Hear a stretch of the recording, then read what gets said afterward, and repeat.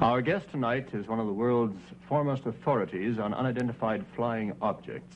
He is the writer of the book, The UFO Experience, and he is the chairman of the Department of Astronomy at Northwestern University, Dr. J. Allen Hynek.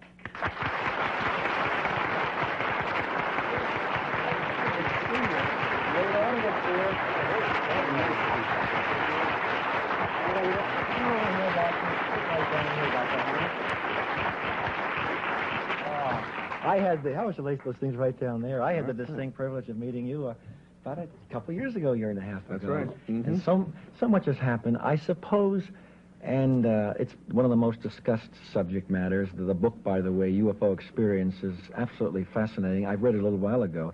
What is a UFO? Because I think that's preferred over flying saucer. You know, I really wonder why you have me on this program. You're the mentalist. You should tell me. Oh, my gosh. No. Well, of course, the U in UFO means unidentified.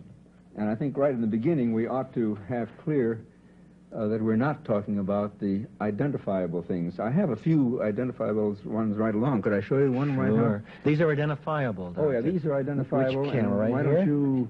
All right. The way you want. What is this? This is a searchlight, you see, that's playing on the clouds at night, and it's a very obvious thing. I mean, it wouldn't fool anybody, but sometimes it's been reported as a UFO. And here is a cloud, a lenticular... You know, I would never know that it was a cloud. That's just a cloud. It's common in the western part of the United States. It's a lenticular cloud.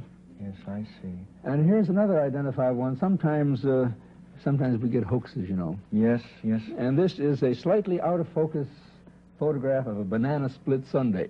You are kidding me. Oh, my gosh. That is... That's not what we're talking about. We're talking about the ones that you might say stump the experts. And offer no available information in light of present knowledge. This is right. They're really mysteries. Tell me, what percentage, it's a small percentage. Of course, if it were only 2, it would be significant, I think, and I think you'd probably feel that way. It's more than 2. Yeah. It's more than 2 out, I mean, 2 out of all the, what percentage would you say are really UFOs of all the sightings? Well, about 20%, actually, of all the ones that we've had in the Air Force. You know, of course... You mentioned the Air Force now. I was scientific consultant of the Air Force for 20 years. In fact, I got into it because I was an astronomer. The Air Force needed an astronomer to weed out the meteors, the twinkling stars, and things like that. And we found that about 30% could be explained that way. And another 50% or so could be explained as aircraft, balloons, and so forth. But there was this hardcore residue of 15 to 20%. That high. That just couldn't be explained. What is it that we keep hearing about? You had mentioned it in your book that it was a common theory, swamp gases. Is that a significant explanation for a certain percentage? No, it is not. No, it isn't. That was a very... And we've been told that it is by some so-called, authorities. Well, this was a... You've got me on the spot there because I was the one who perpetrated that thing. You're kidding me. Way back in Michigan, in Hillsdale, Michigan. Yes.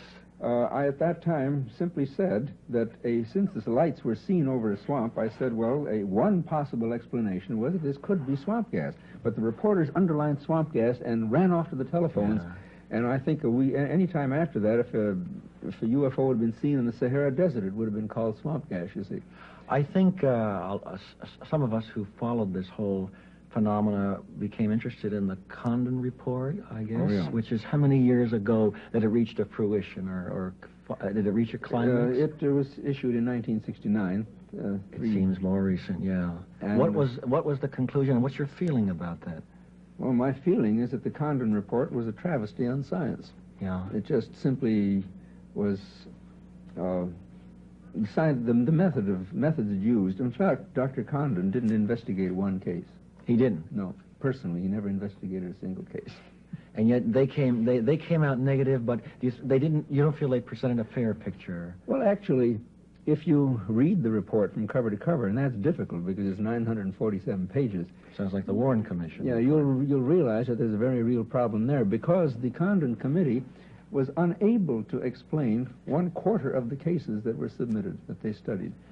I'm curious, and I think everyone is now thinking the obvious question. How did they handle that in their report, the ones they couldn't explain? Well, very nicely and very adroitly, is the word, Dr. Condon wrote the summary and completely neglected the contents of the report.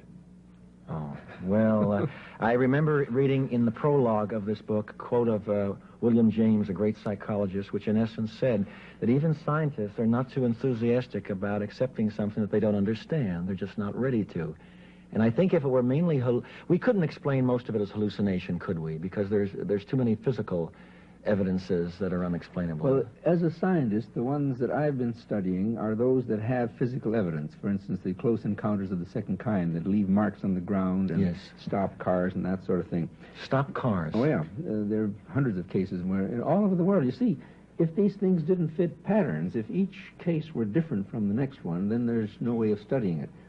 But when you get reports from Australia, Japan, France, northern Canada, That say in essence what? that give you the same pattern, then you have to say, well, either there's a virus going around that's causing everybody to become crazy at the same time, Yes. or there's something to it.